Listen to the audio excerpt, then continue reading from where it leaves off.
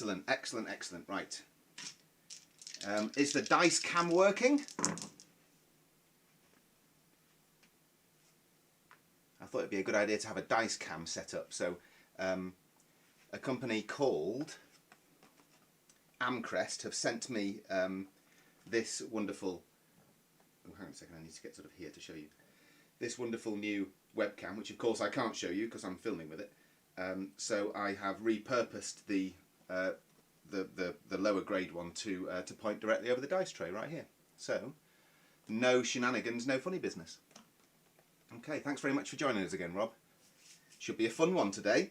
It's very different to what we're used to, very different indeed. I shall tell you why when we get going. Yes, lovely, okay.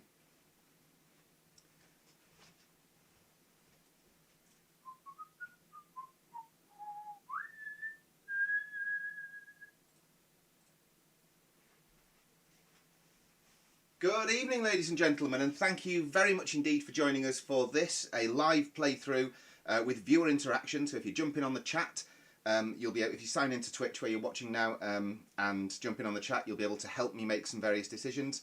This is not a scenario from the Gorgon's Loch. This is a scenario for the Gorgon's Loch, written by Martyn Yost the Ghost, a wonderful and helpful chap who you will see in the comments and under the updates and stuff. So go ahead and give him a like and follow on his socials, and also go and have a chat with him in the comments because he's super, super friendly. And this evening's scenario has been written by Martyn, and it is called The Quest for the Scrying Stone of Hecate. Now, first of all, I realise that the usual pronunciation of Hecate is Hecate or Hecate. I don't like that, so it's Hecate for this evening. Hope that's okay, Martyn. There's been lots and lots of changes and editorial decisions that we had to make in order to make this work. Don't forget that the Gorgon's Loch at its heart, is a simple introductory level dungeon crawler to introduce people to things like using cards and dice rolling, moving minis around, combat, etc. However, we put out a call for you guys to go ahead and write us lots of scenarios, and boy have you! I've had dozens and dozens into my inbox. Absolutely fantastic stuff. Alan Stark was the first one last week with Poison. Then, on looking back over the replay of dungeon number 2, one of the scenarios that actually does come with the Gorgon's Loch, we noticed some shenanigans that I totally forgot to populate a room very near the end of the scenario with an enemy. That enemy could have caused us to fail the scenario. We walked through unimpeded, and we can't have that. The Gorgon Queen wasn't happy. She sent me an email. So we're going to replay that tomorrow evening. So I thought it'd be nice to just go ahead and jump in and try and use the Storm system and try and use the Gorgon's Loch board pieces to create this. A homebrew of The Quest for the Scrying Stone of Hecate. So thanks very much again for this, Ghost. I hope you like it. It's very different to what you sent me, but I hope you like it. Like all of our scenarios, there's an introduction. Following the introduction, there are 3 or 4 different times throughout the campaign where I will be doing things as a dungeon master, but all the enemies are going to move automatically. Mama Penny is extremely busy at the moment this evening, and my dear wife Gabby just about allowed me to get here in time for the 8 o'clock start by wrestling with our 3-year-old. So it's just me. We're going to be in charge of 3 players for this. We've got Norlessa Thundershack. She's right here. That's Norlessa Thundershack. Erin Bloodborne, my personal favourite, our elven character. And our dear dwarf Magnus Underhill. Also a big shout out to the guys at Amcrest who have approached me and have sent us a new camera, which means we can have this shiny new dice cam here, you see. So no more dicey shenanigans here, because you can see every roll, okay? So thanks very much for that, Amcrest, appreciate it, and your camera's doing very well at the moment. We don't have any over-the-top lighting for this table as yet, so that's why it's possibly a little bit dark, but I hope it's okay for you guys. Do let me know in chat if it's absolutely unbearable, and I'll try and change a few bulbs up and stuff.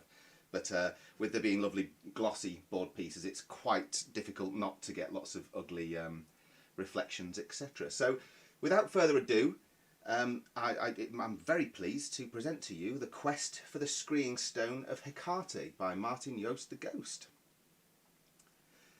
So here are our characters here. As your vision clears, you notice nearly every surface is covered in a gooey, slime-like substance. In the start room you find a skeleton, covered completely in the slime, clutching a knife made of some sort of glass or stone. It seems to have an inner glow.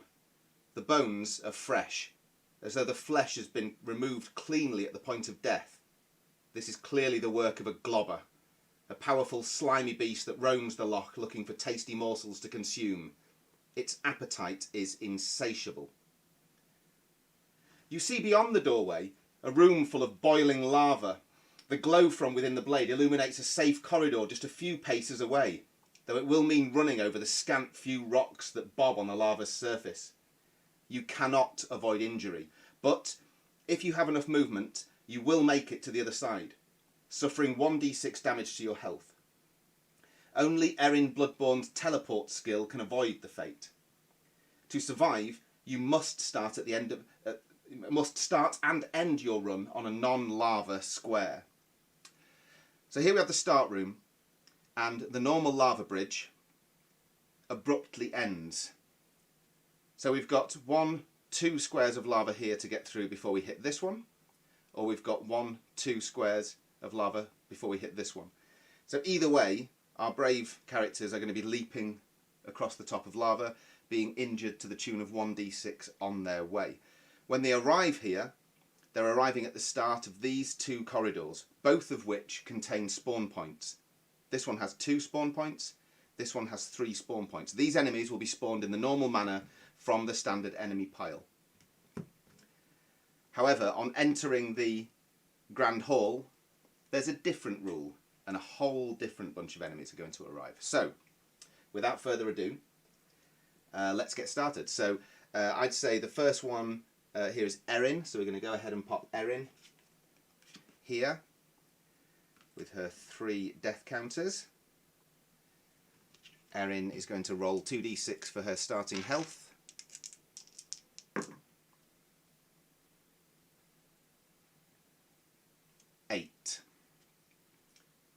You're going to need those, I reckon. Rolling for action points. 9. That's definitely enough to get out of this, I think. Does she immediately want to dive in? No. The first thing she's going to do, because she's in an empty room, she's going to use an action point to search.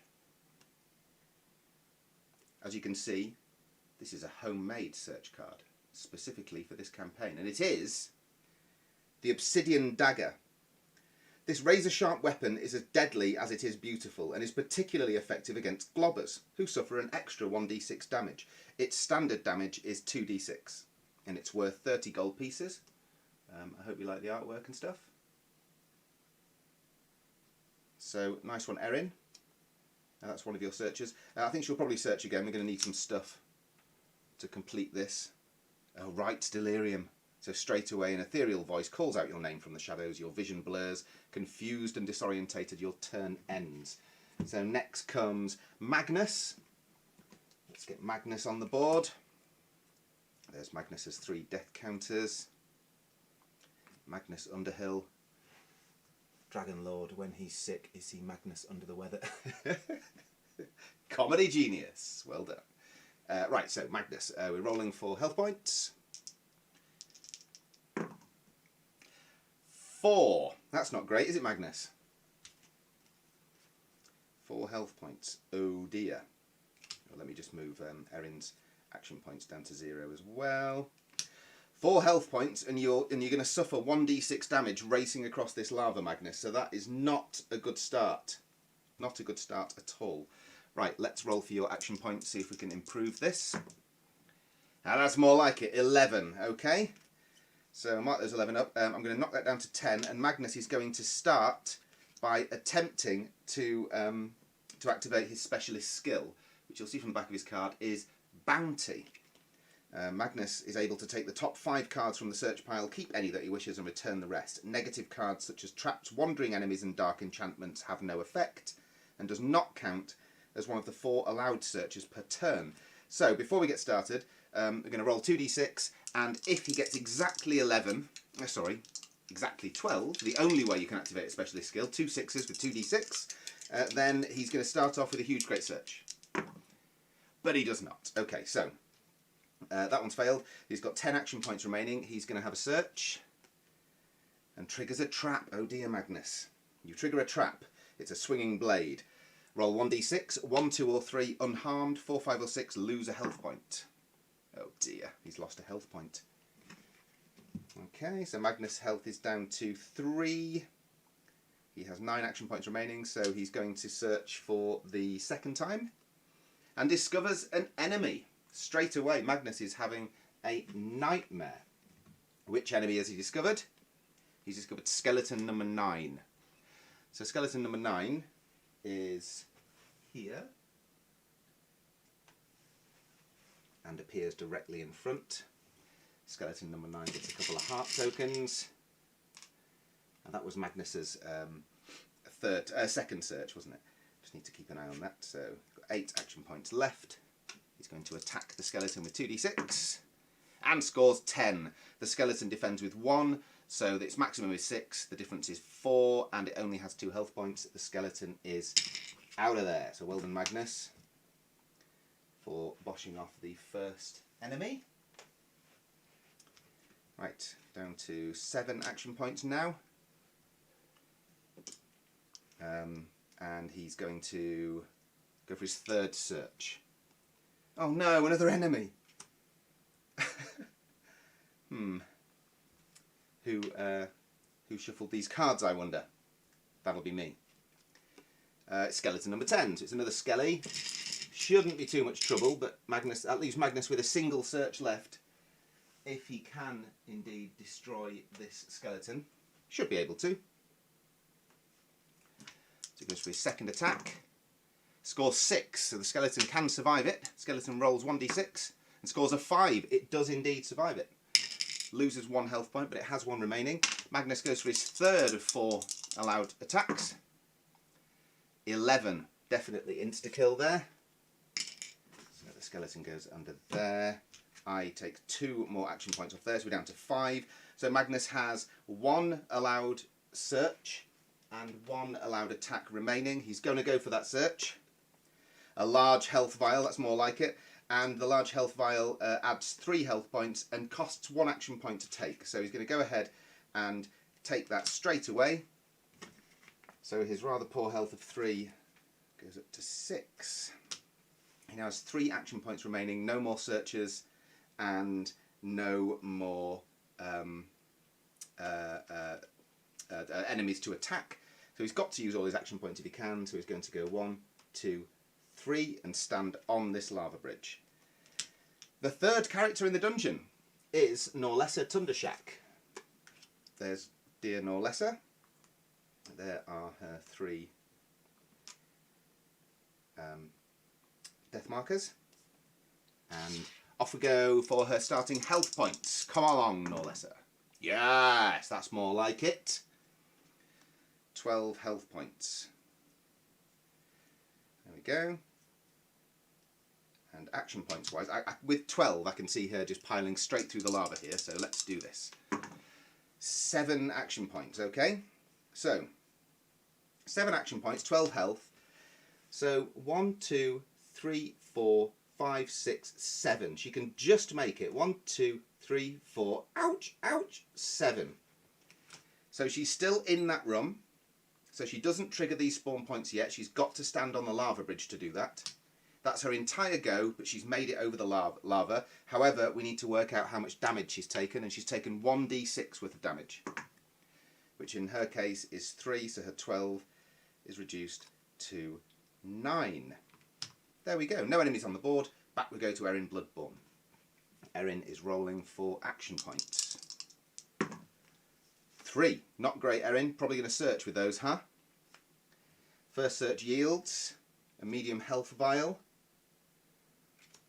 Second search yields Jock's Madness. A mysterious cloud of smoke engulfs you. Coughing and choking, you fall to your knees and close your eyes, confused and disorientated. Your turn ends. So again, Erin gets to do next to nothing. Magnus Underhill. No longer under the weather. He's all health potioned up. He's not quite underground yet, Dragon Lord. There you go, look, 9. That's my little dwarf. So, with 9 points, he is able to head to one of these 2 corridors. They're both equidistant. This has 2 enemy spawn points. This has 3 enemy spawn points. However, Norlessa has chosen this one. So Magnus is going to back her up. He's going to come this way. He's got 9 action points. He's going to go 1, ouch, ouch, 4, 5. He's going to use 5 of his 9 action points, leaving him with... Sorry, Norlessa. She is going to use... No, it's Magnus. It's definitely Magnus. Sorry, Norlessa. My fault. Magnus is going to use... From here. 1, 2, 3, 4, 5. Yeah, 5. Okay, so Magnus has 4 action points remaining. I got all confused then. And I need to spawn up to 3 enemies on here. So if I roll 1, 2 or 3, I spawn 1, 2 or 3 enemies. If I roll 4, 5 or 6, I roll the maximum. I spawn the maximum of 3 enemies. Here we go. Oops, missed. 1! Perfect. I'm glad, because the one that fell out was a 3. Skeletal Bowman number 3, who is here, arrives on spawn point number 1. So there's Skeletal Bowman number 3 with his single health point. Right, Magnus, what are you going to do? You are 3 squares away from him with 4 action points remaining. I think it's pretty obvious. 1, 2, 3. Leaving him with a single action point, and he's going to attack. The Skeletal Bowman has a single health point and defends with a single d6. Let's see where it's going to go. Yes! Insta-kill. 11 is definitely a big, fat insta-kill. So off you go, Skeletal Bowman number 3. And that is Magnus's turn over. Off we go to Norlessa Thundershack. Norlessa. I have a feeling I haven't damaged Magnus for jumping over the lava, have I? I almost certainly haven't, because he's still got 6 health points. No, so I need to roll 1d6 and damage Magnus for running over the lava. Sorry about that, guys. At least I picked it up early, huh? Oops, missed again. Oh, 1. Okay, he'll be happy with that. So Magnus's health is down to 5. That's his turn over. Norlessa goes next. Norlessa is rolling for action points. 7 action points. Okay, well I think we're just going to plough on. 1, 2, 3, 4, 5, 6, 7. Okay, so that's Norlessa. Back we go to Erin Bloodborne, because there's no enemies on the board. Can Erin make it out of this room this time? 5. I don't think she can. 1, 2, 3. I'm going to stay there and hopefully do a couple of searches. The first search yields an enemy. Oh dear. Oh dear. So the enemy that is spawned is Wild Hound number 2. Shouldn't be too much issue with a Wild Hound, as long as we've got the action points. Wild Hound number 2 appears right on her thing. And yeah, she's got 1 action point remaining, so she's going to attack the Wild Hound. 2d6. Score 6. The Wild Hound can survive it by rolling a 6. Anything under it's dead.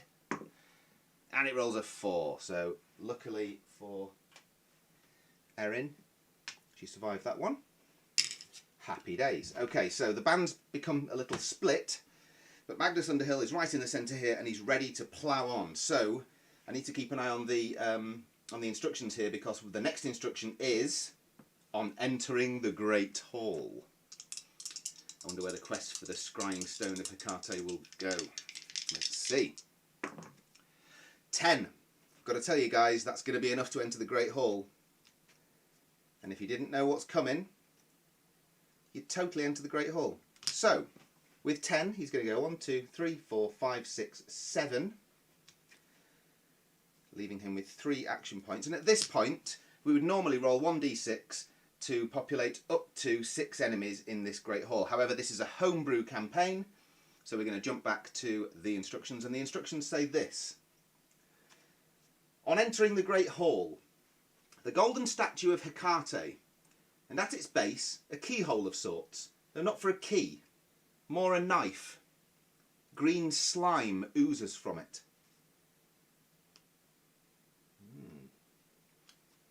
Intriguing. Okay. Well, Magnus, you've got 3 action points remaining. You appear to be in an enemy-free room, so I think he's probably going to have a search. Oh, and find an enemy straight away. Well done, Magnus. Getting stuck in already. I'm sure there's going to be plenty of enemies for you. This is a substantial enemy. This is the Queen's Guard has just arrived.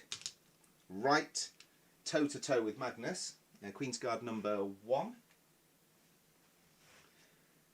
I like the Queen's Guard. It's one of my favourite characters because when I was writing the design brief to the artist, I said, give me something between a Minotaur and Hellboy. I think he did quite well.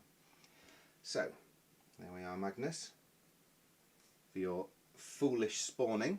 The Queen's Guard has 3 health points, also attacks with 3 dice and defends with 2. Magnus has 2 action points remaining, so I think it's pretty obvious what he's doing with them. So the first attack yields 8. The Queen's Guard defends with 2 dice and rolls 5. Boom! Straight away. The difference is 3 health points. Goodbye, Queen's Guard. Well, that was rather refreshing. Well done, Magnus. You have a single action point remaining. Are you going to risk a search?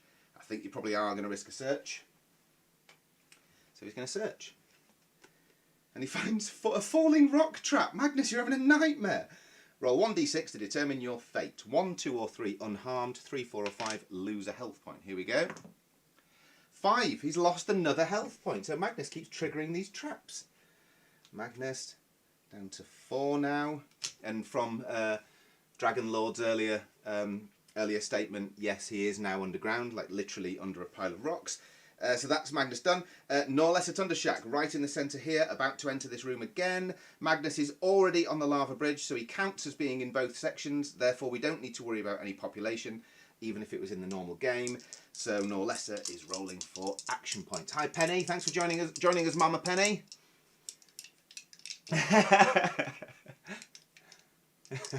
Cannon fodder, yeah, indeed. Okay, action points for Norlessa. 4. Oh dear. 1, 2, 3, and then she'd stand on Magnus, which of course she's not allowed to do. So with her 4 action points, she's going to have a search as well. I have a feeling this adventure is about to get a little dangerous. First one is the Scroll of Immunity. Boy, could Magnus have done with that. It reverses the effect of a triggered trap. Second is a gold piece. A third search is a bottle of Bilton's brew. Lovely. And the fourth is, oh no, the fourth is an enemy and she's got no action points left. So she's just spawned an enemy at her toes and there's no one there to help her out. So Norlessa has no action points remaining. And the enemy she has spawned is Wildhound number 5. Wildhound number 5, nibbling at your toes. She can't even get out of the way to give Erin access if Erin gets there. And because that's the end of Norlessa's turn, and it went Erin, Magnus, Norlessa, it's now the enemy turn. So guess what? Pooch is going to go ahead and attack Norlessa Thundershack. Pooch's attack with 2 dice. Scores 8. Norlessa defends with 2 dice. Score 6. Norlessa gets nibbled from 9 to 7. That's the enemy turn over. We begin again with Erin Bloodborne. Can Erin make it out the start room this time? I think she probably can. She needs 1, 2, 3, 4. 4 action points will see Erin over the lava. Let's see. 7. 7 action points. Okay. So, with these 7, what are we going to do? Yeah, this is the one written by Ghost, Mum. Yeah, I gather you two have been having a poetry battle in the comments of the Kickstarter as well, which is quite good. Oh yes, of course. Go here. Go to this link here and go and back the campaign if you haven't already. Thank you. Right. So here we are. With Erin. She's got 7 action points. She's going to 1, 2, 3. Ouch, 4. I'm going to stop there for a moment. I'll leave her with 3 action points and 8 health, and we need to roll 1d6 for the damage she's taking as she goes skittering over the top of that lava. 1. Awesome. But you know what? Erin's the only character that could have got no damage there because her specialist skill is teleport. I just forgot to use it. So we've got 3 action points remaining. She's got 7 health, so she's going to take this medium health vial she found. That's going to restore 2 health points, but cost her 1 action point to do. So her 7 becomes 9. She now has 2 action points, so she's going to have a search and find a small health vial, and she's going to have another search and find a spider bite trap. 1d6 again, 1, 2 or 3 unharmed, 4, 5 or 6 lose a health point. 3 unharmed. Well done, Erin. That's how you do it, Magnus. On we go. So Magnus Underhill's turn next. Magnus is almost certainly going to turn around and hit this doggy. Just need to put a health point on that dog. Let's have a look. Magnus's action point 8. Yes, he is. So 1, 2. That'll leave him with 6. And he's going to attack the dog. If he gets over 6, the dog's dead. And he gets 9. Very Jimi Hendrix. Lovely. So off you go to Pooch Heaven Pooch. He now has 5 action points remaining. So he's going to do 1, 2, 3, 4, 5 and go and stand near this strange green oozing loch. On to Norlessa Thundershack, rolling for action points. 11, well that's plenty, isn't it? So what she's going to do is she's going to go 1, 2, 3, 4, 5, 6, leaving her with 5. Then she's going to use another action point to receive the Obsidian dagger from Erin. So that's passed from here to here. And then she's going to use her remaining 4 action points to run back with it. 1, 2, 3, 4. Now there's no enemies on the board. Back to Erin. Erin's rolling for action points. Typical, she rolls 10. 1, 2, 3, 4, 5, 6, 7, 8, 9, 10. That'll do for now.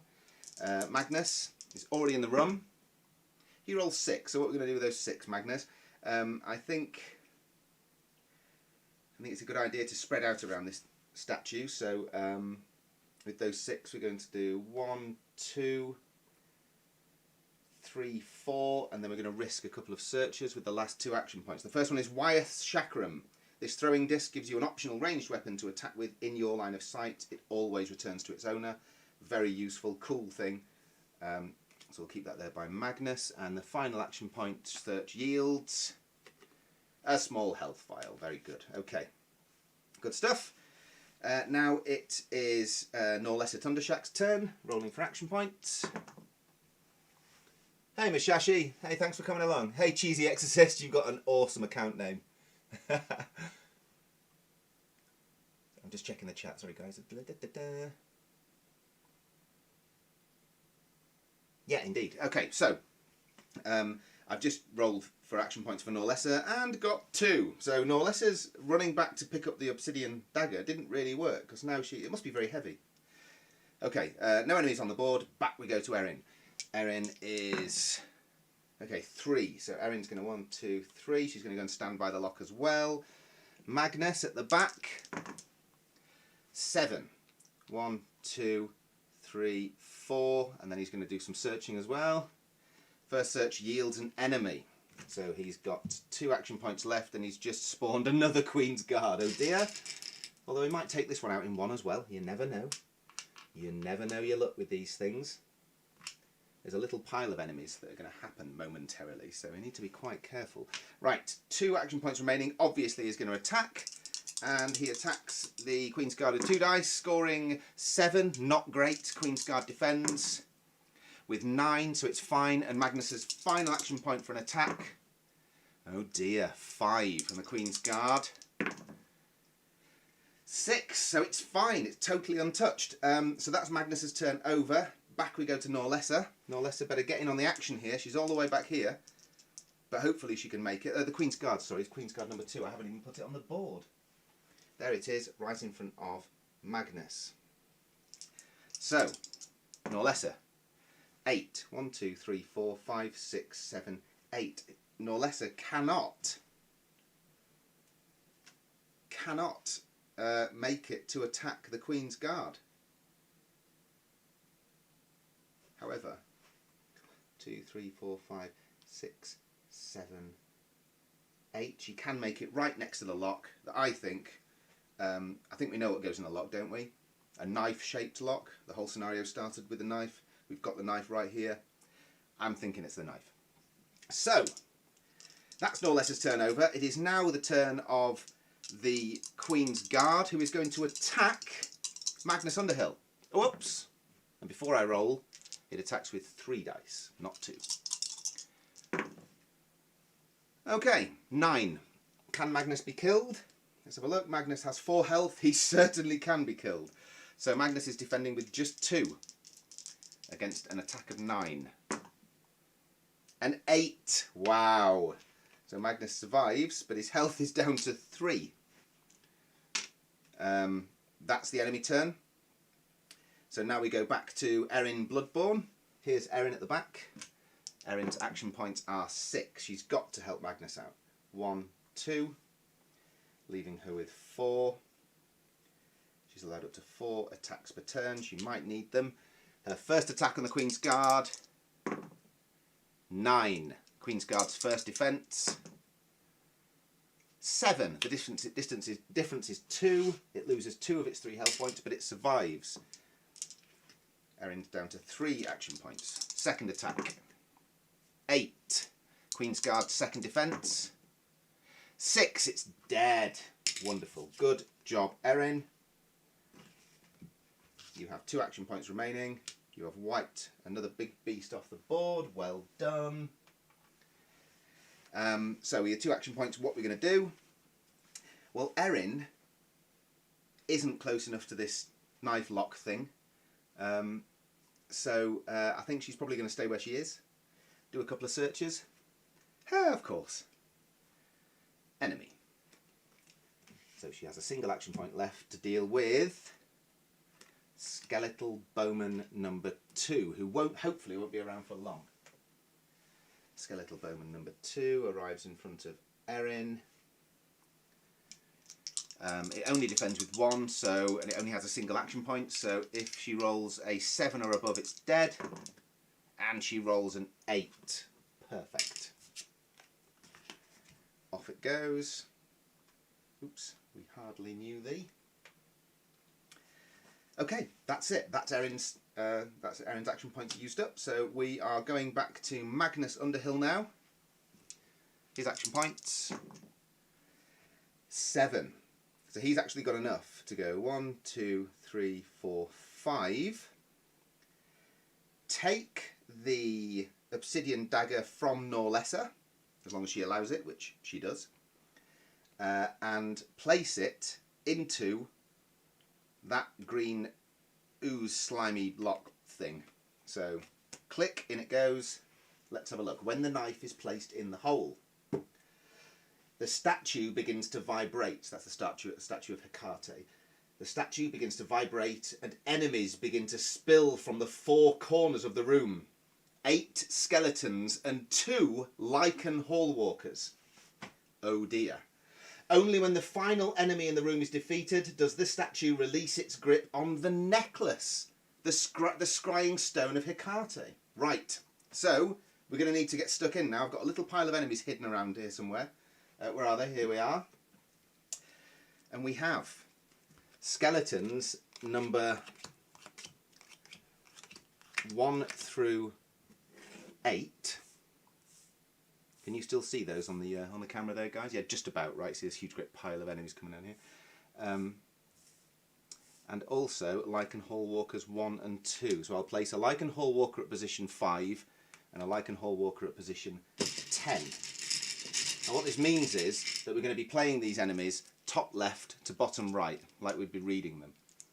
So I'll just take a little while to set up these health points and let the carnage begin, because our quite sparsely populated room is now going to be populated with first enemies and then hopefully lots of enemy bodies, but we shall see.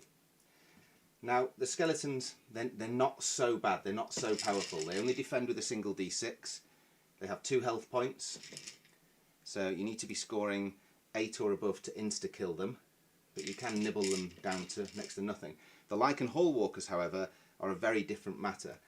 They attack with 3d6, which is the same attack strength as the Gorgon Queen, and they defend with 3d6, which is the same defence power as the Gorgon Queen. So this room's about to get pretty sticky with enemies. So I hope you're all ready. Da, da, da, da, da. Okay, so skeletons, it said pouring from all corners of the room, so this is the way I'm going to do it. Let's turn them that way so you can catch the carnage face on. And we'll start again at that corner. 4 skeletons, 5, 6, 7 and 8. 5, 6, 7 and 8. And now the Lichen Hallwalkers. There's only 2 in the Gorgon's Loch. They're pretty cool.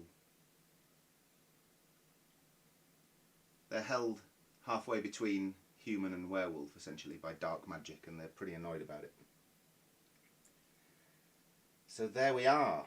We have just been joined in this room by an awful lot of enemies. So let's see how we can get along. You know what I'm going to do, guys, real quick? I'm just going to move that link out of the way because I realise it's right in the way of the room. So just bear with me.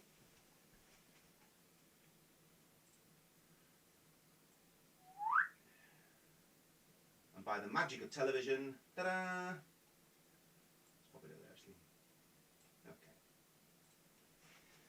Right, let us begin. So that's the enemy turn, essentially, is pouring out. So we're going to start again at our beginnings right over here, and we are not a powerful bunch. There's a whole other section to this dungeon, so we really need to get stuck in here. What have we got? We've got a small health vial here, we've got Wyeth's Chakram, a small health vial. Here we've got a couple of health things. I mean, Magnus Underhill is looking dead at this point. I just want to put that on record. With 3 health points. It's Erin Bloodborne's turn to roll for health points. Probably worth pointing out at this stage, in case anyone decides to run out of the room, both of these corridors are now completely unoccupied by either enemy or characters. So if we were to run back into here, we would find ourselves respawning enemies from the standard enemy pile. Erin has 11. Now, I think the only option for Erin is to get toe-to-toe with one of these hall walkers and see what damage she can do. So that's precisely what she's going to do. So she's got 11. There we are, Erin. So 1, 2, 3, 4, 5. We'll put her diagonally there, leaving her with 6. She's going to start her first attack on this Lichen Hallwalker number 2, with 10. It defends with 3 and rolls 9. So, well done, you managed to nibble off 1 health point. The second attack, 7. It defends with 3 and it's fine, but only just, it rolls 7. The third attack, 11, that's more like it. It defends with 3. 6! Awesome! So the difference is clearly 5. There's only 4 health points on it. So Erin has managed to single-handedly wipe out one of the most powerful creatures in the game. Well done, Erin. Lichen Hallwalker number 2. We hardly knew thee. Amazing. So now she's actually got an attack left. And 2 action points. So I think she's going to throw caution to the wind, use 2 action points to get toe-to-toe with the other Lichen Hallwalker, and go to attack it once. Why not? Go for the heavy guys first. 10. It's a good roll. Lycan Hallwalker defends with 3 and rolls 11, so it's fine. But a stunning effort from Erin there. A stunning effort. Well done. Right, so that's Erin's go over. Off we go to Magnus Underhill. He's got 3 health. There's no counter-attack mechanic here, so he's not going to die this turn, but I think the only thing he needs to do is get toe-to-toe with that Hallwalker and get stuck in. So, he has 9 action points. That's enough. 1, 2. We'll get him toe-to-toe with the Lycan Hallwalker, but also, this Hallwalker is currently in combat with Erin. So the next turn, the Hallwalker isn't going to attack Magnus, which is good, because it's the last remaining powerful character. However, all these other buggers definitely will. So, it begins. Magnus has 4 attacks, he's going to do them. Obviously on the Hallwalker first. Oh dear, rolls 3. Problem with that roll is, the Lycan Hallwalker defends with 3d6, so it is literally impossible for that attack to do any damage to the Lycan Hallwalker, so I'm not even going to bother rolling. So, unlucky Magnus. You've got 3 attacks left, make them count. Second attack, 5, not great. Hallwalker responds with much more than 5, 11 in fact. Third attack, that's more like it, 10. The Lycan Hallwalker responds with, oh dear, 16. Yeah, it just saw Erin kill its mate. And I think there's a bit of resentment there. Okay, Magnus's final attack. 11. Come on, Magnus. Hallwalker's final defense. Oh, look at that. Look at that. 9. So, the difference is 2. We managed to nibble off a couple of health points. Fair play to you, Magnus. Fair play to you, sir. So, you've got 3 action points remaining. What are you going to do with them? You can't attack anymore. You can't do anything but move, but you have to use your action points if you can. So he's going to move here. 1, 2, 3, and nuzzle up behind Norlessa Tundershak, who of course is about to run off and fight some enemies. I hope if she gets the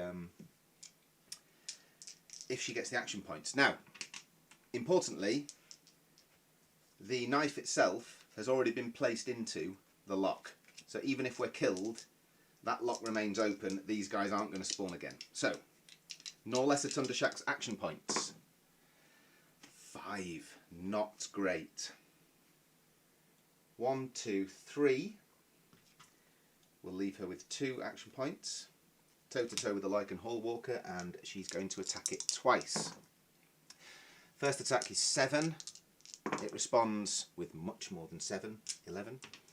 And her final attack is 7 again, and it responds with, wow, 16. Okay, so that was a little bit of an impotent turn from Norlessa, but never mind. Now the fun begins. We are going for skeleton number 1 with movement of 3. It only needs 1 to attack Norlessa, which it does. 9. Norlessa defends with 6. So Norlessa is straight down from 7 to 4 health with the very first attack. The next skeleton is skeleton number 2. It has a movement of 3. 1, 2 is all it needs to get next to Erin. Attacks Erin with 2. Scores 7. Erin defends. Scores 7. Very good, Erin. Well done. Skeleton number 3 is next. Has a movement of 3. Only needs 2 to get right next to Magnus. Magnus is under pressure here with his 3 health points. 5. Magnus defends with 3. Blimey. Magnus has just been knocked down to his final action point. Oh dear. This is not looking good for Magnus. Okay, so that was skeleton number 3. Skeleton number 4. Guess whose its nearest player character is? It's Magnus. And yeah, I don't think Magnus is going to survive this. Here comes the attack. 11. Magnus has a single health point left. He's got to roll 11 or 12 to survive. And he rolls a 9. So close, Magnus, but no cigar today, sir. You have died once. You lose 1 death marker. All of your stuff, including Wyeth's chakram, which you could have used thinking about it, goes straight to the bottom of the search pile. Your health is reduced to 0, and you are out until the next start of the next turn. Norlessa comes to his rescue, I hope. This is the last player before the... oh no, hang on. Sorry. I'm very sorry. Yeah, skeleton number 4 has just killed Magnus, so now it's the Lichen Hall Walker's turn. The Lichen Hall Walker is already in combat with Erin, so he's going to roll 3 dice to attack her, and rolls 12. Erin only defends with 2 dice and rolls 10. She loses 2 health points, but she's okay. From 9 to 7. That's the Lichen Hall Walker's turn survived. Good. Next comes skeleton number 5. Skeleton number 5 is here. Is going to attack Norlessa for 7. Norlessa defends with 9, so Norlessa's fine. Okay, that was skeleton number 5. Next is skeleton number 6. You're here. You're going to move 1 square up to nuzzle behind Erin and attack her for 7. She defends with 8, so she's fine. That was skeleton number 6. Skeleton number 7 is here. 3 movement, 1, 2, 3, and it's going to attack Norlessa. Oh dear, for 9. Norlessa defends with 8, so Norlessa loses a health point. She's down to 3 now. And finally, skeleton number 8. Skeleton number 8 is back here. 1, 2, 3, and I'm afraid to say that Norlessa is its nearest player character. So Norlessa's going to have another attack. Oh god, 12. Norlessa has 3 health points remaining and defends with 2 dice. We need another 12, ideally. We get a 7. The difference is 5. Norlessa is dead. Norlessa has been killed. Loses a death marker, loses all of her stuff. Blimey. This is terrifying. And all these enemies still on the board. And now it's Erin's turn. She's the only one with full with all 3 death markers. Okay, Erin, let's do this. Your action points for this turn are 9. I think Erin's going to have a go at that Hall Walker. She's going to have to. So her 9 action points drop to 8 for her first attack. Not good. 7. It defends. It's fine. 12.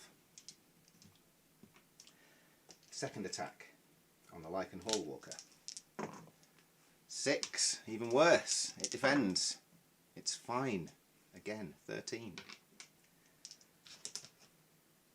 Third attack. 4. It defends with triple snake eyes, perhaps? No. It's fine with 9. And Erin's 4th allowed attack. 8.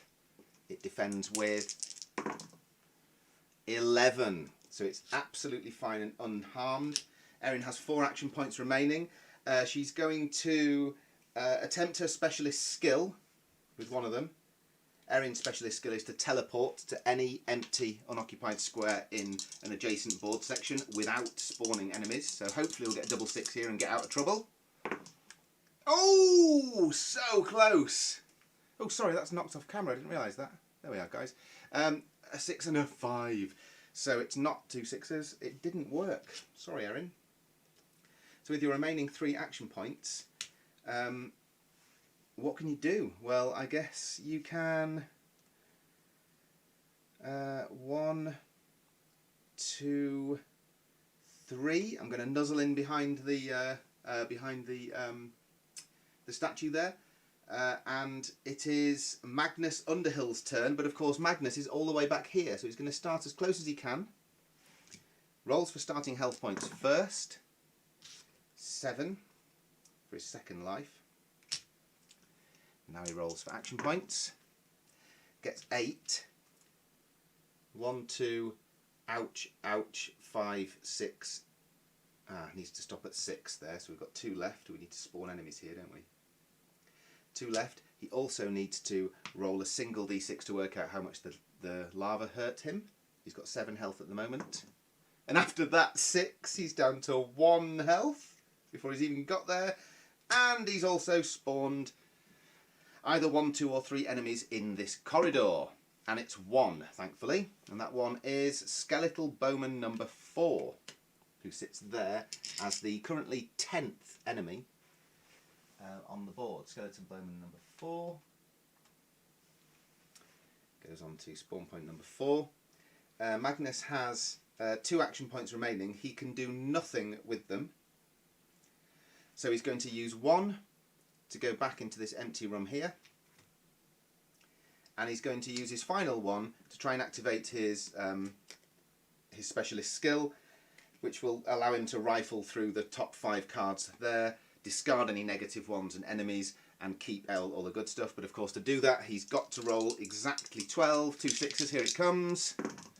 Yay! There we go. Right, lovely. So Magnus is able to take the top 5 cards from the search pile. 1, 2, 3, 4, 5. And what have we got? We've got an enemy, haha, some treasure, a magic scroll, a scroll of protection, allowing me to roll an extra dice when defending.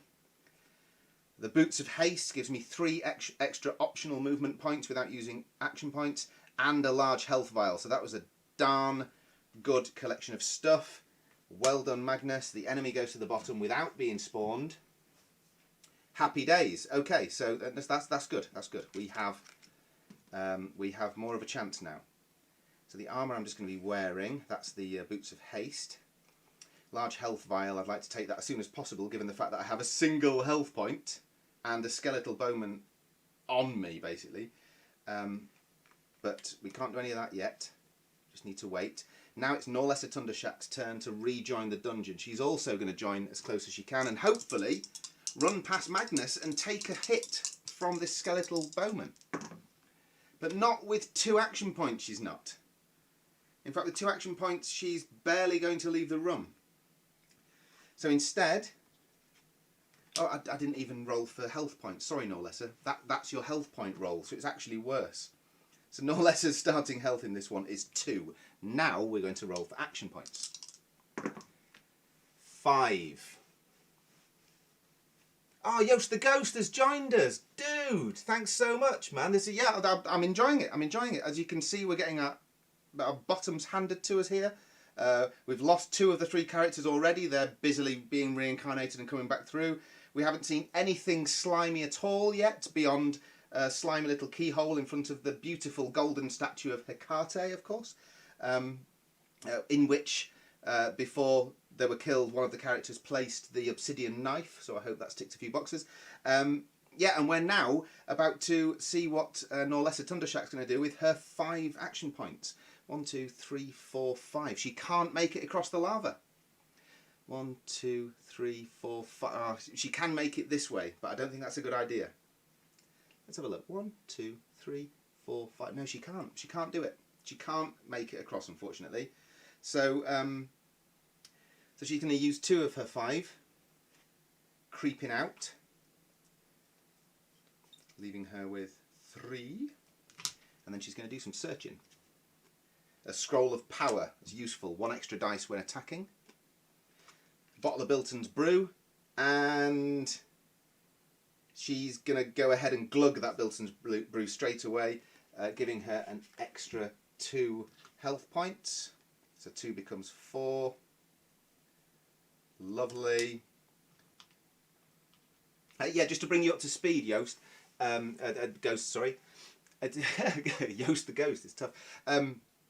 To bring you up to speed, when they took the obsidian blade and placed it into the slime-filled oozing keyhole beneath the statue of Hecate, they spawned 8 skeletons and 2 lichen hall walkers. We've taken out one of the lichen hall walkers and a couple of the skeletons.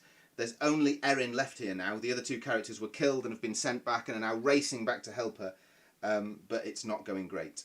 Not going great at all. So yeah, so Norlessa now is going to continue her searching. Sorry guys, I just took a bottle of Bilton's Brew, didn't I? Meaning that was her last one, sorry. Forgive me. So, Norlessa is now at an end and it's the enemy turn again, I'm afraid. Let's have a look. Oh, spinning circle, no computer, just phone. Oh, that's a shame, Yost. Well, someone let him know in the chat that I can see is there. Yeah. Yeah, I'm just catching up now, Penny. Yeah, that's a real shame. So, you know, if anyone wants to give him a turn-by-turn text through of it, you go ahead and have it. Dropping like flies, I know, Dragon Lord, right? Right? Okay, so, now it is the enemy turn, and we're starting with skeleton number 1. Skeleton number 1 has a movement of 3. 1, 2, 3, which is nice, actually, because that's kind of clogged up that corner. But Erin is being attacked. 9. Erin defends. 8. So straight away she loses her health points. So she's down to 6 now. Skeleton number 2. It's not going to take you long to get right up in Erin's face either. 9. Erin defends. 7. Oh dear. 6 becomes 4. Oh, 8 enemies to go. Skeleton number 3. Skeleton number 3 only needs to take a single step and is again right on Erin's toes. For 6, Erin defends bravely with 8. Yes, okay. Right. Skeleton number 4, where are you? Again, one little step there. If she survives this, we could be in good shape. Skeleton 4 attacks with, oh dear, 10. And Erin defends with, oh god, 4. The difference is 6. Erin's health is 4. We've just lost all of our characters, all of them. So the health file goes to the bottom. Erin is dead, loses a death marker, so she's got 2 lives remaining. Erin's body is dashed to dust. And now we move on to Magnus. Oh no, we don't. We don't move on to Magnus yet. We're literally halfway through the enemy turn. So now things are going to get interesting because they're going to start drifting toward their nearest player character. So Erin has just been killed by skeleton number 4. The 5th enemy is the Lichen Hallwalker. 5. It has a movement of 5. So it's going to drift straight down here. 1, 2, 3, 4, 5. Now I know that seems like the wrong corridor for it to go, but there's no way it could possibly know. It's going to drift toward its nearest player character, who from that side of the room is definitely Norlessa Thundershack. So that's its go complete. Skeleton number 5 is going to use its movement, 1, 2, 3, to follow it. Skeleton number 6 is here again, 1, 2, 3. Skeleton number 7 is here. No, sorry, where's skeleton number 7? There we are. 1, 2, 3. So they're getting nicely clogged up. That's good. Skeleton number 8 is at this side of the room, I believe. No, he's not. He's there. 1, 2 is all he needs. I suppose he could go 2, 3 there. And Skeletal Bowman number 4's turn now. So Skeletal Bowman number 4 is about to fire an arrow at Magnus Underhill, who has quite a lot of treasure and good stuff, but absolutely no health at all. He's got a single health point. So, come on, Magnus. Come on, you, Magnus. Oops, there's 1. There's 2. It's a 7. It's an attack of 7. I need to roll 7 or more to survive this. Oh, and it's a 5, guys. Magnus is dead again. Shocking. Absolutely shocking. So, all of Magnus's gained treasure goes to the bottom. Magnus's body gets dashed back into the lava to be reincarnated. His action points are 0. His health is 0. They're all dead. They're all dead. Another death marker goes. So Magnus is now down to 1 death marker left. Otherwise, this dungeon is scratched for him. Erin and Norlessa have 2 each. Norlessa is the only one who's currently alive. So, that tasty bowman here, that marked the end of the enemy turn. That's all 10 enemies currently on the board. Now it's back to the player turn. So we're starting with Erin. Here's Erin. arriving. Hello again, Norlessa, she says. Back again so soon. Rolls for health points, 8. Not bad. Is Ghost having some real trouble? Is this being taped? Yes, indeed it is, Yost. Yes, yes it is. Can somebody let him know? Yes, if someone can let Yost the Ghost know that this is being taped, because we could just pull it straight off Twitch when we've finished. So as soon as I hit stop streaming, we can go ahead and grab this. We can download it. I'll pop it on the Kickstarter page as an update. No problem, Ghost. No problem at all. Just stay safe. The poor fella's had between 8 and 12 inches of snowdrop, I gather. So yeah, pretty scary stuff. Particularly from an internet connection point standpoint. Although no doubt the roads are much more dangerous than simply access to a Twitch stream. But I really appreciate you coming along to the chat, man. Thank you. Right, here we go. Rolling for action points for Erin. 7. What can you do with 7? 1, 2, 3, 4, 5, 6, 7. She can put herself in the line of fire, essentially. Not great. This Lycan Hall Walker, 1, 2, 3, 4, 5. So I would be safe there. 1, 2, 3, 4, 5, 6, 7. 1, 2, 3, 4, 5, 6, 7. So I have just leapt into that corridor. I don't need to spawn these 2 enemies, or the possible 2 enemies, because there's already enemies in the corridor coming at me. Erin has used up all of her action points. And now it is Magnus Underhill's turn. So Magnus is back from the dead as well. His starting health points a little bit healthier than last time at 9. And his starting action points are 8. What's he going to do with these 8? 1, 2, 3, 4, 5, 6, 7, 8. Again, he can't get close enough to attack, but he does have plenty of health points, so that's what he's going to do. 1, 2, 3, 4, 5, 6, 7, 8. I have made an error. I've just spotted I've made an error. I forgot to reduce Erin Bloodborne's health by 1d6 for running over this lava. I'm going to do that right now. Erin goes from 8 to 3. That is quite a disabling feature, this lava at the start. It's working really well, Yost. And Magnus, again, leapt over here. So he takes 1d6 damage for running over the lava as well. He goes from 9 to 8. He was quick and obviously had thick-soled boots. Now we're on to Norlessa. Norlessa's rolling for action. 5 action points. Okay, Norlessa, you can get over there. 1, 2... ouch, ouch, 3, 4, 5, and you are rolling 1d6. This could kill you. You've got 4 health. Yep. So Norlessa did run to try and get Magnus, but the damage that the lava caused running over it has just killed Norlessa again. Norlessa's Scroll of Power goes to the bottom of the pile. She loses yet another death marker, leaving her and Magnus with 1, Erin with 2, all of her health points back to 0, and she will be starting in the start room once more. It's the enemy turn again. Skeleton number 1 goes first. Skeleton number 1 is here. Its nearest player character by a fair whack is Erin. 1, 2, 3. Skeleton number 2 is here at the back. 1, 2, 3. Skeleton number 3 is right.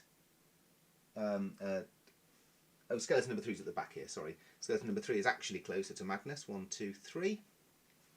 Skeleton 4 is here.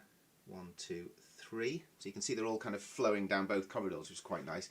Lycan Hall Walker next. Movement of 5. 1, 2, 3, 4, 5. So as you can see, Erin planned her moves very carefully there to not be in its range that time. Skeleton number 5 is right behind the Lycan Hall Walker. Movement of 1, 2, 3. Skeleton 6 is going to pass through its friend. 1, 2, 3. Skeleton 7 is going to do the same. 1, 2, 3. Skeleton 8 is right here at the back. 1, 2, 3, and fills that gap. And then Skeletal Bowman number 4 is going to attack Magnus. Oh God, for 11! Magnus has 8 health. So, if I was to throw a 3 or below right now, Magnus has died 3 times and is out of this dungeon permanently. Luckily, he scores 7. 7 against 11 is still a substantial hit though, so his 8 becomes 4, but at least he's alive. That's the end of the enemy turn. And boy, are these enemies beasting us. Absolutely beasting us. Right, so that's the enemy turn. We begin again with Erin Bloodborne. Erin is here. She's toe-to-toe with the Lycan Hallwalker. She is rolling for action points. She has 3 health. 9 action points. First 2, take her back into the lava room. The reason for that is that she can search there, and she's going to hopefully find herself a health potion. And she does, a medium health vial. So she's going to go ahead and... so 6 action points to get her there and perform a search. 5 action points remain to take this straight away and to add 2 health to her paltry 3, making it a paltry 5. Second search yields a small health vial, which she will also... Oh, will she take? Yes, she will also take that. And her health is up to 6 now. There's 3 action points remaining. She's too far away from the Lycan Hallwalker to do anything. And with 6 health, I don't want to risk running across the lava. Although theoretically, I could. 1, 2, 3, and take 1d6 damage. I'd be very unlucky to roll a 6 and die. And that would, I think that would probably prevent the Lycan Hallwalker from attempting to get to me, because I'd be standing right on the very edge of the lava. So it would have to stand on the lava to attack me, which of course it wouldn't do.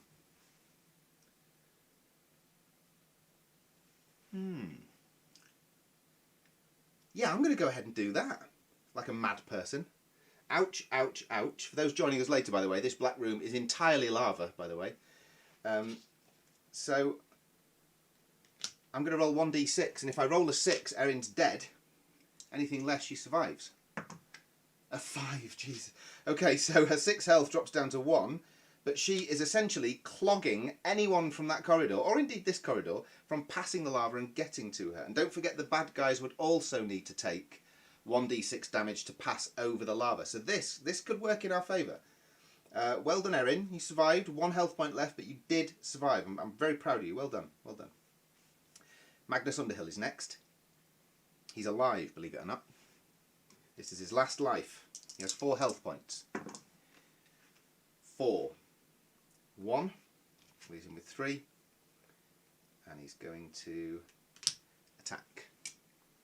He's attacking the skeletal bowman with 3. Eminently survivable. Bowman defends with 3. It's fine. Magnus's second attack. That's more like it. 9. The bowman only defends with a single dice, so it's dead. And we have lost the guy that killed Magnus. Actually killed Magnus. Amazing. Well done, skeletal bowman, actually. Okay, so 2 action points remaining. These guys have only got a movement of 3. 1, 2, 3, so they're not going to get anywhere near him, so Magnus can either move or search. I don't want to spawn an enemy. Another enemy. No, I've got to just move. 1, 2. Okay. Norlessa's turn. Back from the dead for the final time. I've chosen my start square. I'm rolling for action points. Sorry, I'm rolling for health points. 10. That's more like it, Norlessa. You can at least survive a couple of swipes from the Hallwalker at that, I reckon. Now we're rolling for action points. 7. Right. What to do with 7? I'd like to hack through all these enemies first before getting to the Lycan Hallwalker. Is that cowardly? Perhaps. She does have lots of health though. 1, 2, 3, 4, 5, 6, 7. It's not enough. 1, 2, 3, 4, 5. Then she takes 1d6 damage. And then she can do a couple of searches. Let's do that. 1, 2, 3, 4, 5. She's ran across the lava, so she's about to take 1d6 damage. So her 10 health becomes, oh god, 5 health. And she can do a couple of searches and hopefully not find any enemies therein. Jock's Madness. A mysterious cloud of smoke engulfs you. Coughing and choking, you fall to your knees and close your eyes. Confused and disorientated, your turn ends. Or more specifically, your turn ends coughing and spluttering on your knees in front of a very angry lichen hallwalker. So that did not work out at all well. That's Norlessa's go. It's over. So that's the last of the 3 player characters. On we go with the enemies. So skeleton number 1 is now closer to Magnus. 1, 2, 3. Skeleton number 2 is now closer to Magnus. 1, 2, 3. Skeleton number 3 is closer to, again, Magnus. 1, 2, 3. Skeleton number 4 is closer to Magnus. 1, 2, 3. Lichen Hallwalker, I think it's pretty clear. 1, 2, 3 of its 5 movement is all it needs. And it's going to attack Norlessa Thundershack, who has 5 health points. It's attacking with 3 dice. Norlessa's defending with 2. Wish her luck.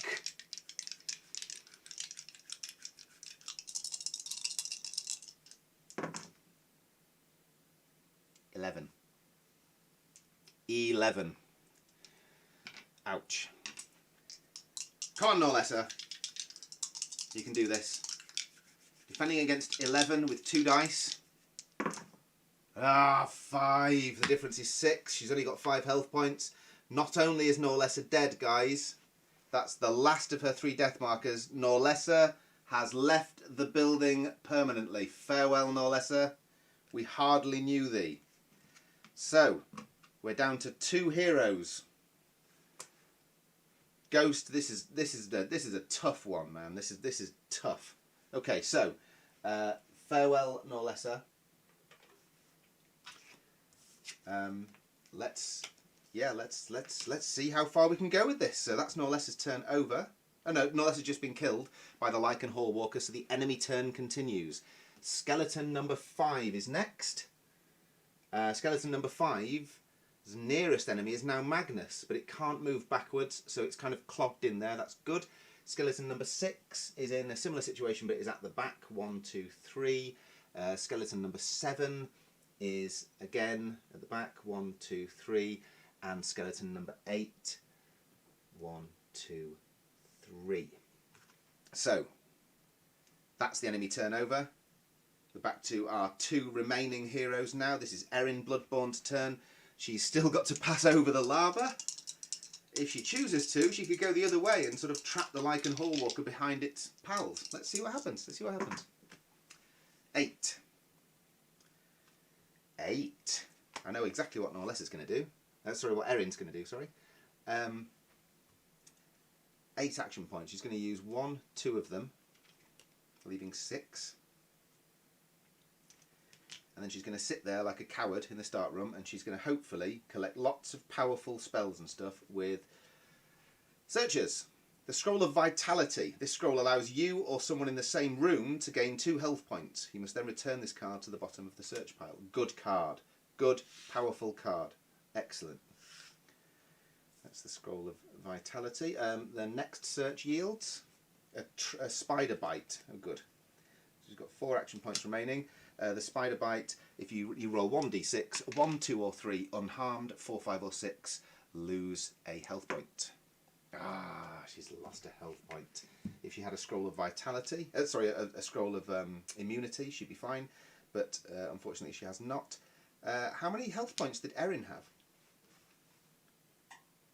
Guys, she had 1 health point left. Oh no! You're absolutely right, Penny. Yeah, Norlessa's gone. Sorry, I thought you were calling for Erin, and you should be, because Erin's just died as well. Taken out by a spider bite. Oh my word! This is incredible. Another death marker gone. Both of our heroes now have a single life left. They're essentially mortal now, and it's Magnus Underhill's turn. And Magnus is not a happy bunny. Oh yeah, sorry, and the Scroll of Vitality we just found goes straight to the bottom of the search pile. Magnus's turn. Let's go, Magnus. Let's do this. 10. That's more like it. 1, 2. Leaves you with 8. Move that down to 7 for your first attack on skeleton number 4. It's 3. That's rubbish. It defends with 6, it's fine. Your second attack, throws a dice off the table. Second attack is 6, it can survive this. And it does. Oh my god, the third attack, 5, it can survive this as well. Ah, 2, you see, okay, so finally to take it out. So skeleton number 4 goes away. Skeleton number 4's card goes away. And Magnus has a single action point, no sorry, a single attack remaining. So of the 7, 6, 5, 4, for the attack he's about to take, and the 1 action point to move him here. So here comes Magnus's attack. 4, not great.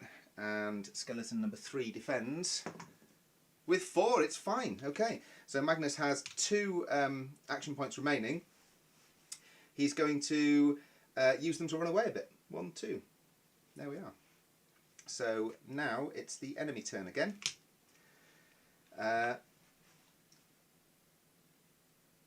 We start with skeleton number 1.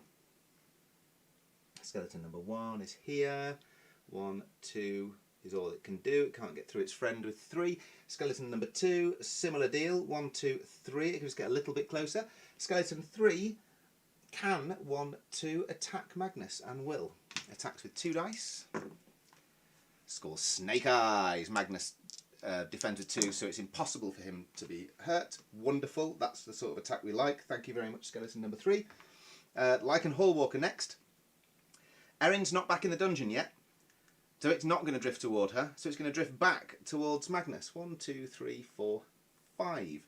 And that's all its movement. Skeleton number 5 is next. Where's number 5? There we are. 1, 2, 3. Skeleton 6. 1, 2, 3. You can see they're all drifting towards Magnus now. Skeleton 7, similarly. 1, 2, 3. And skeleton 8. 1, 2, 3. Okay, that's the enemy turn. Back we go to Erin Bloodborne. She is dead currently. She's going to be brave and start back in the start room, right at the front. Rolls for health. So Erin Bloodborne's start health for her final mortal life is 3 health points. Action points. 6. Not enough to do anything fun. She's going to stay here and hopefully not be killed by a trap. She finds a gold piece, leaving her with 5 action points. A scroll of power, that's good, leaving her with 4. A scroll of protection, that's good, leaving her with 3. And a final search yields, of course it does, an enemy.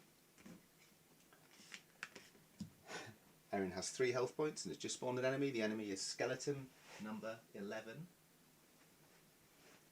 Right on her toes. So you go there, sir.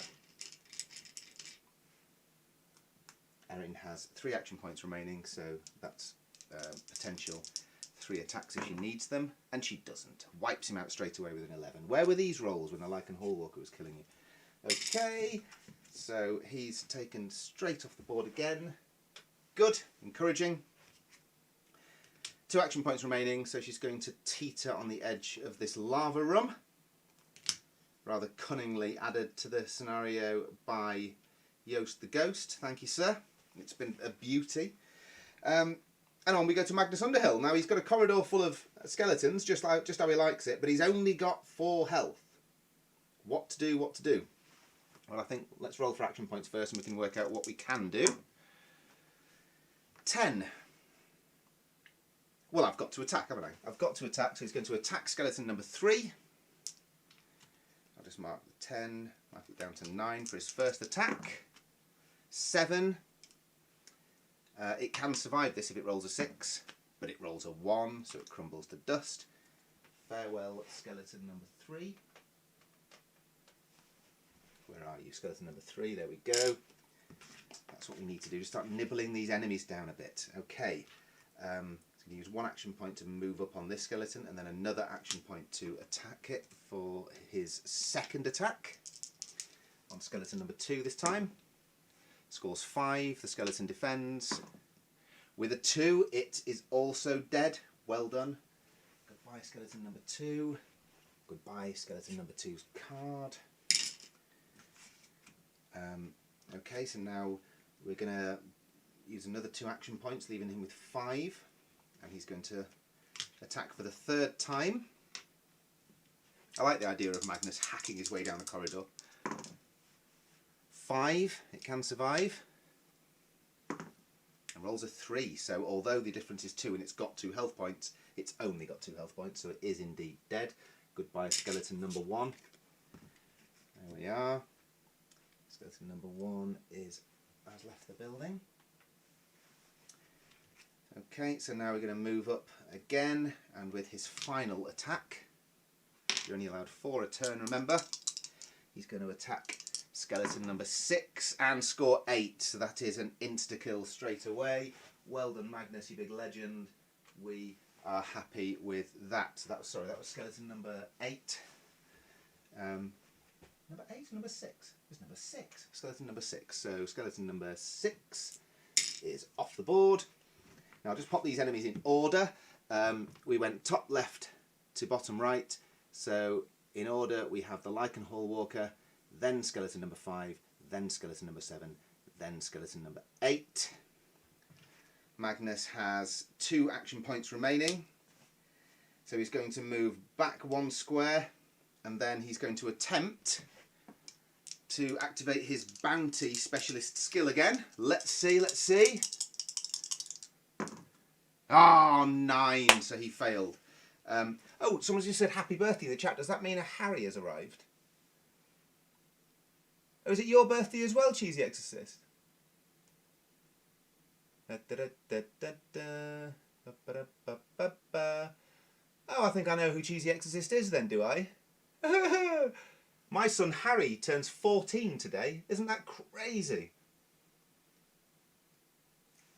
14. That makes me 107. How did this happen? I was 21 like last Wednesday. And handsome with it as well, honestly. But yeah, he's a little legend, my boy. And I hope he is in the chat. Cheesy Exorcist sounds like the sort of name he'd give himself in a Twitch chat, frankly. So, yeah, happy birthday, man. Okay. Let's have a look. Let's have a look. Where are we? Where are we? Magnus has just had his turn. He's hacked his way through the dungeon, left us with 4 enemies. But it's now the enemy turn. And the first enemy is the Lichen Hall Walker. 1, 2, 3... Oh, wait. Sorry, well, hold. The Lichen Hall Walker is definitely closer to Erin. 1, 2, 3, 4, 5. Back down the corridor it goes. Now Erin is in existence. Skeleton number 5 is next. You're definitely closer to Magnus. 1, 2, 3. Skeleton 7 is after that. 1, 2, 3. And attacks. Oh dear. Skeleton 7 can attack. And attacks with 8. Magnus has 4 health. Defends with 2 dice. Come on, surely. Oh, 5. The difference is 3. Magnus is down to a single health point. What is happening in this game? This is madness. And finally, skeleton number 8, who will no doubt be... Oh! 1, 2, 3, and it can't get past skeleton number 7. Huzzah! Magnus gets to live another day. That's the end of the enemy turn. Back we go to the start. Erin Bloodborne, single life left. This is nuts. Let's see what she can do with her her action points. She has 3 health points. So I don't really fancy running her across this lava and losing 1d6 damage when she's got 3 health points. But she's gone and got 10 action points. The Lichen Hall Walker's on the lava bridge. So the Lichen Hall Walker counts as being in both rooms. So she has to leave this room first. So she's going to take off her 10 action points. She's going to move that down to 8 to cowardly hide back in her room. And then she's going to search. And her first search yields a gold ring. That'll go nicely with the gold piece. Second search yields a small health vial, which she will immediately take. So that cost an action point. That cost an action point to to use. Her health's up to 4. Her third search yields, oh dear, a snake bite. Single d6, 1, 2 or 3 unharmed, 4, 5 or 6 lose a health point. And it's a 3. Hurrah! There we are. And her fourth and final search yields Jock's Madness. Of course it does. So confused and disorientated, your turn ends. So, back down to 0, 4 health points, still here. The Lycan Hallwalker, I think, would probably take a run across the lava at her. And it does so, risking 1d6 health, risking 1d6 damage. Now, it's got 3 health points left of its 5. It's been nibbled down a little bit, but I think a wild-eyed, frothing at the mouth Lycan Hallwalker, held by dark magic between human and werewolf form, is not going to be thinking about risk. I think it's going to be a bit risk, you know, it's not going to be too risk averse. So I'm going to go ahead and have it plough across the lava, unless of course Magnus can do something magical this turn. He is rolling for action points. He has a single health point left, and he's got a room full of skeletons to deal with. So let's see. 11. Okay, well at least he's fired up and busy. What's he going to do with his 11 action points? Well, first thing he's going to do is he's going to attack skeleton number 7 with 10 insta-killing it. Wonderful. Off you go, skeleton number 7. Skeleton number 7's card goes also. Now he's going to use an action point to step up on skeleton number 8 and attack it. Oh, rolls a 7. This is survivable because it's got 2 health points, but not by rolling a 5. It needed at least a 6, or indeed a 6. Okay, so that's skeleton number 8. And skeleton number 8. Card off the table as well. Lovely. Now we've got 7 action points left. 1, 2, 3. 7, 6, 5. So that leaves us with 4. His third attack is going to attack this skeleton. Oh, I'm sorry guys, that dice was already in here, so I'm just going to go ahead and move that out. That's 7. Again, it can survive if it rolls a 6. It does not. It rolls a 1 and crumbles to dust in the process. Awesome. Well done, Magnus. Just hacked in there and just emptied that run. That's brilliant.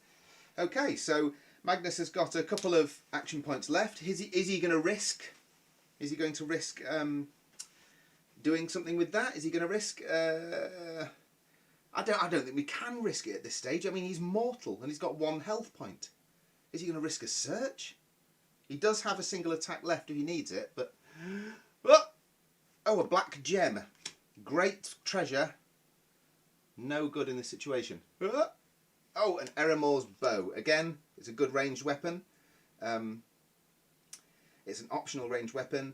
Unlimited ammunition, however, not great when you've got 1 health point. Okay, that's the end of the player turn. It is now the enemy turn. This Lycan Hallwalker has been stalking up and down this corridor as the various characters have died and been reincarnated. But now it can see Erin. It has a movement of 5. It's going to attempt that movement. 1, 2, 3, 4, 5, which gets it toe to toe with Erin. And Erin only has 4 health points on her last life. However, it ran across the same lava our characters did. Do you all agree in chat that it's going to take the same damage that our characters do, i.e. 1d6? Give me 1 yes in chat, and we're going to go ahead and roll 1d6. Okay, good night, Dragon Lord. See you later. Thanks for joining us, man. Yost the Ghost, they're not doing well. They're not doing well. We've got two characters now. I just spotted Mum's thing when I said I was 107. I said, oh yeah, Petty, yeah, that maybe makes you 108 and a half. Yeah. Okay, I'm going to go ahead and roll 1d6. If this, the Lycan Hallwalker has the equivalent of 3 health points left, so it's going to take 1d6 damage. It may have just fizzled itself to death in the lava. If it hasn't, if it survives this, it's about to kick Erin's butt. So here we go. What does it need to survive? I'm rolling 1d6. It has 3 health points, so it needs to roll we need to roll essentially a 1 or a 2. Anything else and it's dead. And it's a 1! Oh no! Oh no! It only takes 1 health point damage. There's 2 health points remaining. It's going to attack Erin with 3 dice. And of course it's going to score something big. It's going to score 10. Oh, Erin, are you going to survive this? Erin has 4 health points remaining. If you roll 6, she's dead. If you roll 7, she's alive with a single health point. And she rolls 6. Guys, Erin is out of the dungeon. Out of the dungeon completely. We are down to a single player character. A single player character. Erin is dead forever. Goodbye, Erin. What a shame. All 3 death markers have gone. Your cards removed off the table. Your death markers removed off the table. Your point counters removed off the table. Blimey. What a kerfuffle. We are left with Magnus Underhill with a single health point. And that's crazy. That's crazy. So that was the enemy turn just finished. The Lycan Hallwalker has just killed Erin outright, leaving Magnus Underhill at the other end of the dungeon. It's Magnus's turn. So let's just go back here. When the knife is placed in the hole, we place that obsidian blade in here at the foot of the statue of Hecate. The statue begins to vibrate and enemies begin to spill from the 4 corners of the room. They certainly did. 8 skeletons and 2 Lycan Hallwalkers. We're left with this single Lycan Hallwalker now. Only when the final enemy in the room is defeated does the statue release its grip on the necklace. Interesting. Okay. So we need to work out what we're going to do. So so Magnus has got it's Magnus's turn. So let's roll for action points and see what's happening. 7. Well, I'm certainly not risking any bad stuff, but Magnus does have his specialist skill. So for his 7 action points, I'll mark that down as 6 and attempt to activate Bounty, his specialist skill. It's not a double 6, so it didn't work. And now with those 6 remaining action points, I'm going to go 1, 2, 3, 4, 5, 6 and just stand at the foot of the statue to see what happens next. I refuse to risk a search with a single health point. So now it's the enemy turn. What's the enemy going to do? Well, he's going to drift toward his nearest player character, and for this poor Lycan Hallwalker with 2 health points left, it means it has to run over the lava again, which it's going to do. So it's either going to go 1, 2, 3, 4, 5 and make it to that lava bridge, or it's going to die in the lava. And the way we work that out is it takes 1d6 damage. It has 2 health points currently. If it rolls 1, it survives. If it rolls 2, it's dead. 3, 4, 5 or 6, it's dead. So chances are it's dead. But to be fair, it did just run twice across a room full of lava and survive the first lava long enough to kill a player character.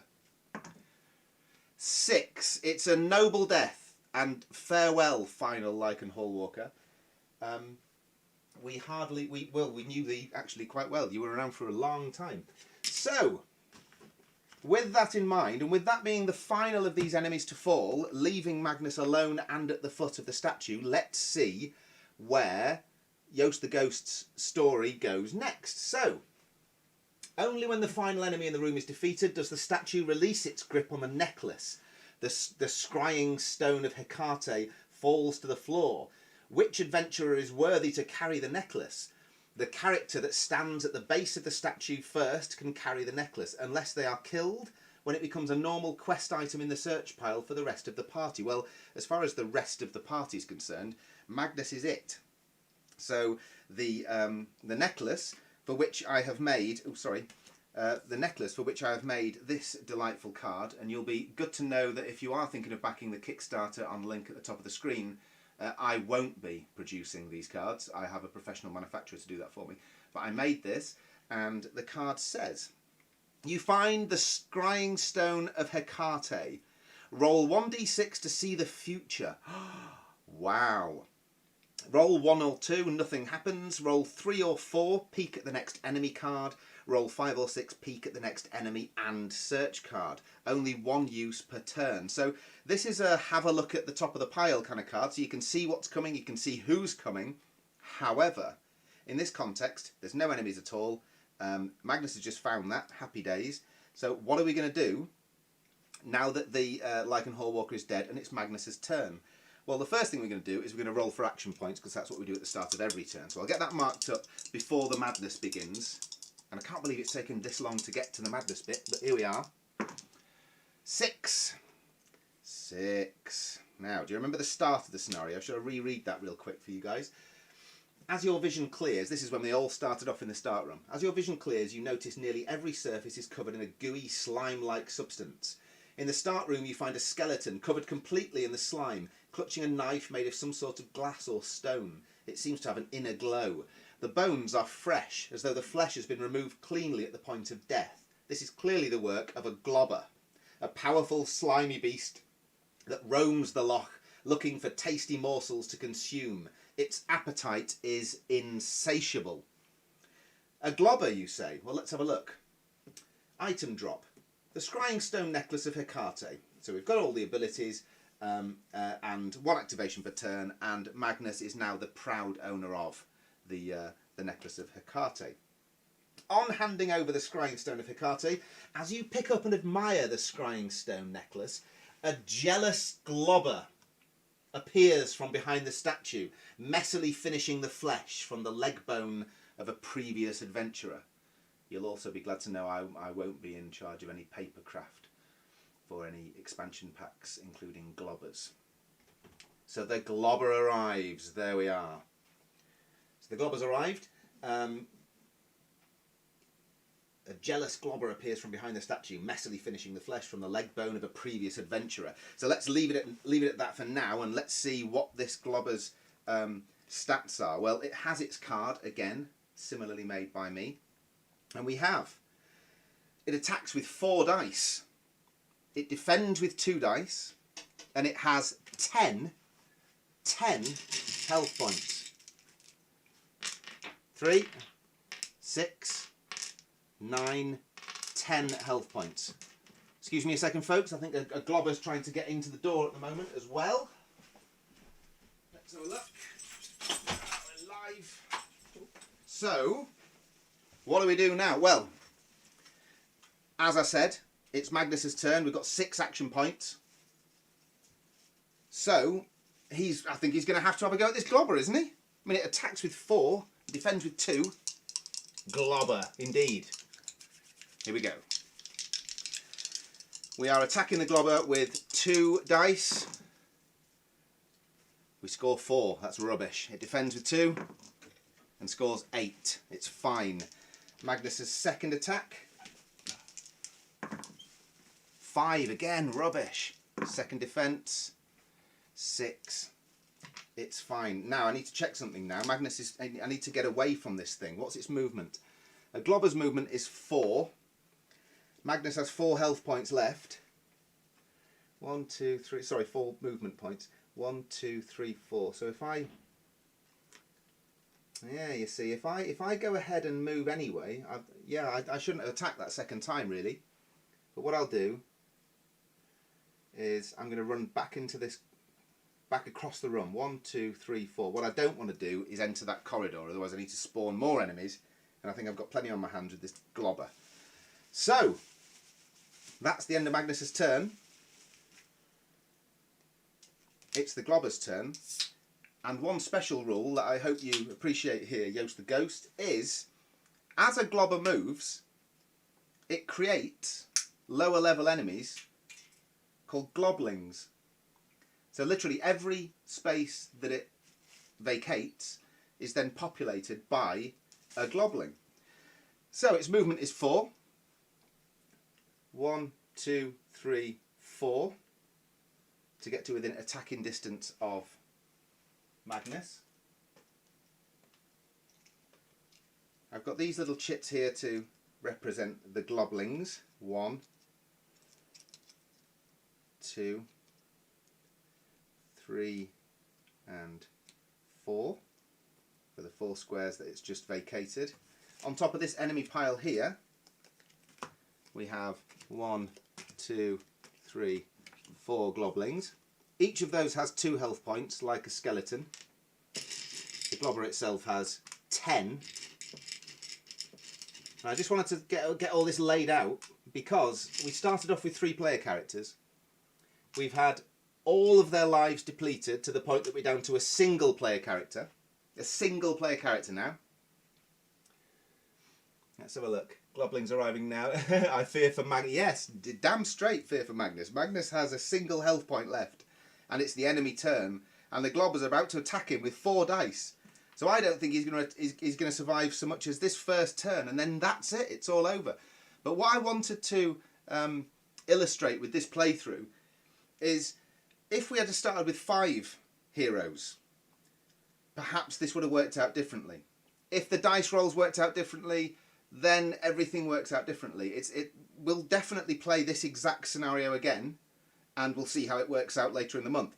But I don't think Magnus has got a cat in hell's chance, or indeed a Lichen Hall Walker on Lava's chance of surviving this. But we're going to roll 4 dice to attack Magnus with the Globber, and then Magnus is going to roll 2 dice to defend against it. Let us see. If the Globber rolls 13 or more with 4 dice, it insta-kills Magnus, and it's over anyway. So let's see. Well, it's just rolled exactly 14. He can't survive. With his single health point, he cannot survive that. The maximum he can roll is 12. So the minimum damage he can sustain is 2, and he has a single health point. So, it's not a very happy ending for this particular bunch of adventurers. Magnus is dead. Completely dead. All of his stuff, including the Scrying Stone of Hecate, goes to the bottom of the search pile. We turn over his final death marker. We place his card with reverence back into the box, along with his counter. And that's it. And that is sometimes what the Gorgon's Loch is all about. The scenario is indeed over, and the Globbers and the Globblings rule the Loch this time. So I hope you enjoyed that. I hope you can see how we can take some rather complex ideas and make them come to life with the storm system. It took me an hour to make these little chits. If we decide to go for something similar to this for a commercial thing, then of course we can create expansion packs and stuff. I like the Globber and the Globblings. I like the story. I like the Obsidian dagger and things. It was a really good story. So thank you very much for writing and sending it in, Yost the Ghost. It took quite a lot of tweaking to fit the system, as you can see, compared to your original one. But what I'll do is I will just read the remainder as though we'd done it. So on handing over the Scrying Stone of Hecate, as you pick up and admire the Scrying Stone necklace, a jealous Globber appears from behind the statue, messily finishing the flesh from the leg bone of a previous adventurer. A Globbling is spawned in any square the Globber has vacated. The maximum number of Globblings on the board at any one time is 10. So, in this case, strategically, if you run away from the Globber, like I should have done, instead of attacking that second time, even though you're running away and keeping your distance, what you're actually doing is allowing it to spawn more enemies. And there could be a maximum of 10 enemies swarming around behind it. The success condition for this dungeon was once you have successfully destroyed the Globber and all Globblings, then all surviving adventurers in the room place a hand on the statue of Hecate in an enemy-free room to complete this dungeon.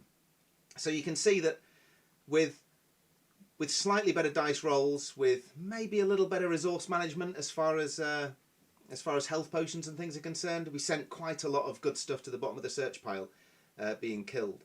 We could have made it, and I think we'd have a much better chance with a whole group of 5 collaboratively working on this.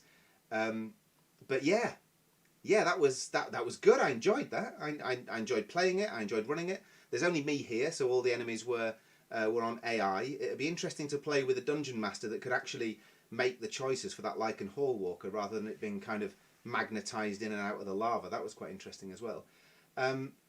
It's 9:45 now, so we've been live for about an hour and 3/4, so I think we'll call it a day at that. But look, thank you so much for joining us. I'll turn the sound off and just leave the little reminder up for a while at the end of the video. Yeah, so a very happy birthday to my son Harry, and anyone else in the chat who happened to have birthdays today. So sorry that Martyn Yost, the ghost, could not join us properly and see the stream. He's had between 8 and 12 inches of snow arrive from the northeast and basically just blanket his entire country in snow where he is. So he's been having some technical problems joining us. But thank you so much for writing and sending in the quest for the Scrying Stone of Hecate, Martyn. I really enjoyed it. I really enjoyed it. I look forward to playing it with a proper team of adventurers as well. I will get this video edited, I will get it up on YouTube, I will get it up in a variety of different places for you, and I will let you know where they are, so you can watch this through again.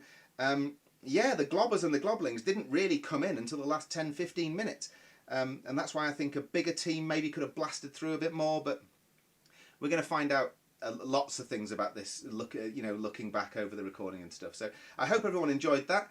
That's me signing out. And yeah, and farewell. So keep going, adventurers. Keep pushing. Keep visiting the website. It's just there on top of the screen. There, I'm not really good at this. Oh, there it is. There it is. There. So go and visit that website there, and come and jump aboard if you haven't already. And don't forget to keep clicking the Kicktrack links that Dear Ghost is putting in the comments every day and reminding you guys to go and do. We did manage to make it back onto Kicktrack's hot list today. Brilliant, really brilliant. We've got nearly £6,000 in the pot of our target 16, or 15.9 even. It's a massive amount of money already. It's a massive amount of pledges, and the comment section and the updates and stuff. There's so much chatter and community building going on in there. I'm so happy. I'm so pleased, and I'm very humbled by the fact that you folks keep coming along. So yeah, it's all good. It's all good. So farewell all. And I shall see you in the updates. Have a lovely week. In fact, I'll see you tomorrow night. 8 PM tomorrow night. I'm running through an actual scenario from the Gorgon's Loch. It's the second of 6, and it's called Rest in Peace. So we're going to be running that scenario again, and that does indeed involve this statue. Although for tomorrow, that statue won't be the statue of Hecate. It'll be the statue, the golden statue of the unnamed warrior. So, yeah, thanks again, guys. Cheers for joining us. Farewell, and I'll see you all later. Bye.